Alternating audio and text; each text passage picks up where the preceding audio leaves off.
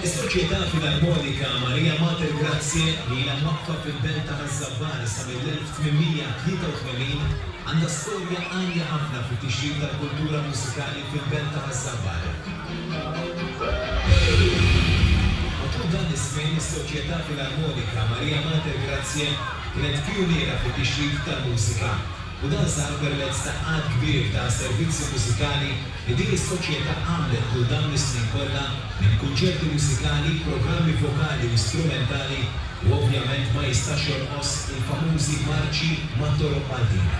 Ma nix ngħidu li l-marċi organizzati minn din l-ewwel banda żabbarija dejjem gawdew popolarità kbira man-nies tal-lokali kif ukoll ma' ħafna dilettanti tal-festi Maltin li joġobhom jiġu jgawdu din il-festa f'Ħaż-Żabbar. Għalkemm il-bidu ta' dawn il-marċi fit-toroq kien wieħed sempliċi binaqn li fih il-banda tar-raħal issemma leħinha fil-festa tal-patruna tagħha ma' żmien dawn il-marċi kibru u żdiedu b'tali mod li saru manifestazzjoni tal-wien, brilju u allegrija mill-partitarji tal-istess soċjetà li akkumpanjaw il-banda tagħhom matul dawn il-marċi.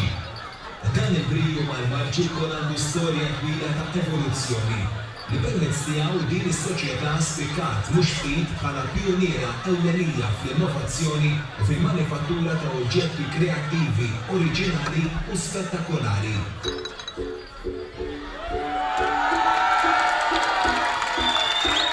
Meta semmu l-brilju relatat mas-Soċjetà Filarmonika Marija Mater Grazie, ħafna nies mill-ewwel tiġihom f'moħħhom l-umbrella l-kbira u dan bir-raġun. Għaliex l-istorja ta' din l-umbrella hija waħda li tqanqal l-emozzjonijiet u li tixel fil-qlub tal-partitarji tal-Grazzja l-entużjażmu u l-gburija lejn dak li kapaċi jagħmlu il-Bapristi. Issa jekk iridu nagħmlu ġustizzja ma' din is-soċjetà u nitkellmu b'mod komplut fuq ir-rwol u r-rabta tal-umbrella mal-brilju maħdum minn din is-soċjetà, nikkonkludu li din il-famuża umbrella kbira hija biss iċ-ċirasa fuq kejk kbir li ilu jinħema għal 20 ta' snin. Biex nibdew nitkellmu fuq l-umbrella fil-festa żabbarija, irridu mmorru lura fis-snin, ferm qabel l-istorja riċenti ma' din il-biċċa armar li tant qajmet kontroversji. Fil-fatt, l-ewwel umbrella li qadderet mal-marċi Maltin kienet kreazzjoni ta' din is-soċjetà. Lura fil-marċ ta' filgħodu tas-Sitt, 13 ta' Settembru 1947. Sentejn biss wara tmiem tat-tieni gwerra dinjija meta Malta kienet għadha titfarfar mit-trab tal-bombi, il-partitarji ta' din is-soċjetà kienu diġà ħerqana jħarsu l-quddiem u jivvintaw oġġetti li ma' żmien kienu se jsiru in-norma ta' kull marċ fil-Gżejjer Maltin. Ma' żmien din l-evoluzzjoni fl-umbrella mal-brilju tal-marċi komplet tiżdied. Biż-żgħażagħ tas-Soċjetà Filarmonika Marija Mater Grazie jerġgħu jkunu huma li jollu l-livell fil-Gżejjer Maltin. Fil-fatt, il-Kummissjoni Żgħażagħ tal-Grazzja hija l-proprjetarja tal-ewwel umbrella kbira f'Malta, proprjetarja tal-ewwel umbrella bil-hydraulic f'Malta, proprjetarja tal-ewwel umbrella bil-pittura f'Malta, kif ukoll proprjetarja tal-ewwel umbrella b'livell differenti f'Malta. Għaldaqstant kien pass naturali li fis-sena 2001 feru il-50 sena mill-inkoronazzjoni tal-inkwatru titolari tal-patruna ta' din il-banda, il-Kummissjoni Żgħażagħ tal-Grazzja ipproduċiet l-isbaħ u l-ikbar umbrella f'Malta. Umbrella li fiha mill-bikra l-istorja ta' din il-banda. U-mod il-kullu din il-banda titolari sinonimi ma' din l-istess storja. Il-pittura li hemm f'din il-meraviglia hija spjegata, vivaċi u turi b'mod ċar din il-mixja storika ta' Beltna flimkien ma' allegorija mużikali fuq stil neo-barokk mill-aktar impeccabbli.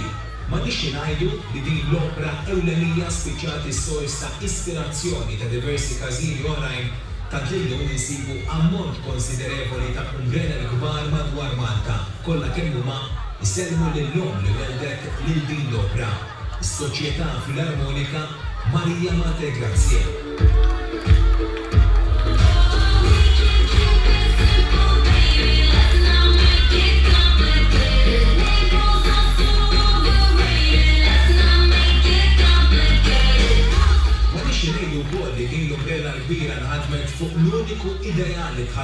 il-Kummissjoni Żgħażagħ tal-Grazzja.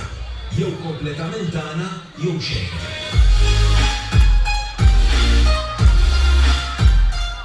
Il-Brilju dejjem inħoloq, ġie ppjanat u nħadem kompletament u esklusivament mill-membri ta' din is-soċjetà. Qatt ma kien hemm bżonn ta' għajnuna barranija wisq anqas ta' serq ta' diżinji mingħand ħaddieħor. Il-Kummissjoni Żgħażagħ dejjem għemlet li l-qofol ta' suċċess fil-manifattura tal-Brilju huwa livell ta' kwalità u mhux l-ammont ta' xogħol li tipproduċi. Qatt ma kien hemm ħsieb li jinbidel xi set ta' Brilju kollu f'daqqa biex imbagħad isiru l-frejjeġ u ħadd ma jispiċċa jara fuq x'suppost hemm impinġi fuq l-oġġetti iżda dejjem sar xogħol li b'ħsieb huwa qal li jkun l-aqwa mhux biss għaż-żabar iżda f'Malta kollha. U dan il-pjan seħħ b'suċċess f'kull biċċa Brilju prodotta minn din il-Kummissjoni. Right here! Right now! Right here! Right now! Right here! Right now! Right here! Right now! Right here! Għalkemm għal-mar ta' Brilju ġdid ilu ma jiġi prodott fil-festa tagħna għal diversi snin issa, xorta l-partitarji jibqgħu biħġarhom jiltaqgħu fil-pjazza ewlenija ta' Żabbar f'kull marċ li jsir mill-Banda ta' Grazzja biex isegwu mill-qrib il-ftuħ ta' dawn l-opri artistiċi. Ma jistax jonqos li l-akbar entużjażmu jinħoloq mal-ftuħ tal-Umbrella l-kbira li qatt ma ddiżappuntat lill-partitarji għaliex infetħet prattikament ma' kull marċ organizzat mill-banda tagħna.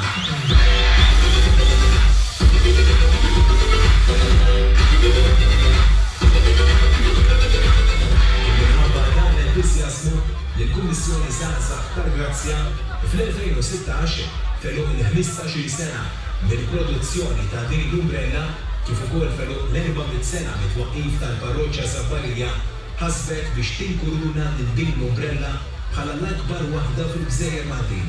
U ta' darba u dejjem xi diċeriji Umbrella li jistgħu nażlen fuq xi apparati ieħor simili. Right now! Right here! Right now! Right here! Right now! Right here! Biex żgur ma jkunx hemm dubji fuq dan il-pass, il-Kummissjoni Żgħażagħ qabdet arbitru imparzjali li kellu jieħu ħsieb jaqta' l-kundanna ta' din l-Umbrella. Il-ġurija ta' The Malta Records ġew avviċinati għal dan il-għan fejn sar qbil magħhom li din l-Umbrella tiġi mkejla skont ir-regolamenti stabbiliti preċedentament mill-entità li fetħet din il-kategorija ta' records għall-ewwel darba. Peress li s-soċjetà tagħna diġà kellha rekord stabbilit mal-Malta Records, il-proċedura kienet diġà magħrufa minn qabel. Meta kien sar ir-rekord tal-akbar inkwatru magħmul mill-ismiet, din il-kategorija kienet infetħet mill-każin tagħna.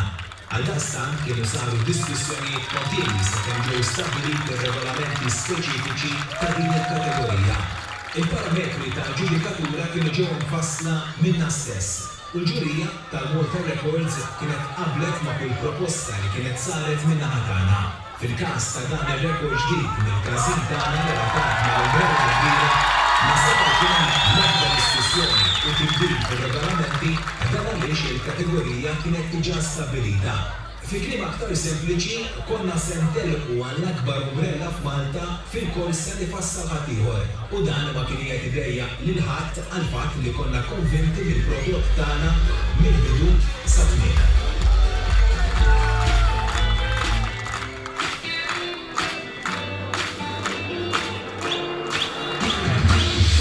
Fl-4 ta' Ġunju 2016 fuq ftehim mal-ġurija tal-Malta Records sar il-kejl ta' din l-Umbrella.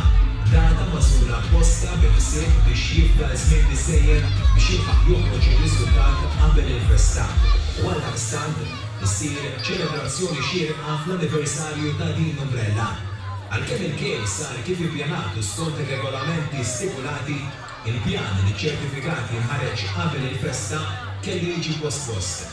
Tant li l-għodi ta' ċertifikat saret nhar il-Ħadd 2 ta' Ottubru, fejn b'mod uffiċjali l-Umbrella l-kbira maħduma kompletament mill-Kummissjoni Żgħażagħ tal-Grazzja fl-2001 ġiet rikonoxxuta bħala l-akbar Umbrella tal-Festi f'Malta. volum totali ta' 2026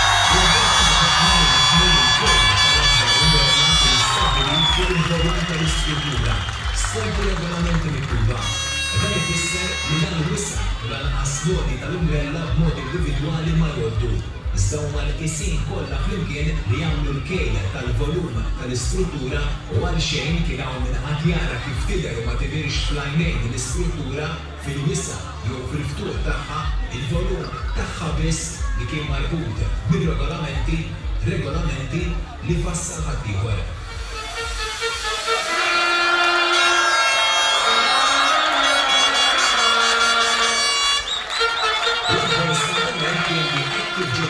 Dan il-rekord miksub u miż-żgħażagħ tagħna l-ammont esaġerat ta' professuri u esperti tal-din il-kwistjoni kienet xi ħaġa li ma titwemmex. Anke persuni li qatt ma taw każ tal-armar tal-Griju jew li saħansitra ġieli tkellmu kontra dan l-armar fuq dan ir-rekord u fuq din l-umbrella xorta kellhom xi jgħidu. Kulħadd jgħid xi teoriji, xlijat u qlajiet wara puċċek.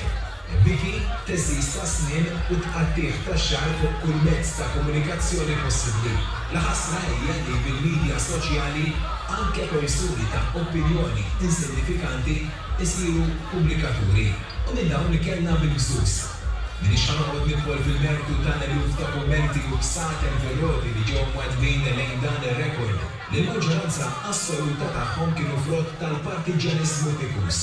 Iżda bla dubju stennejna iżjed maturità minn xi persuni niftakru li ngħixu f'pajjiż demokratiku mhux f'dittatorjat fejn jew tadidjak jew inkella tħassar kollox.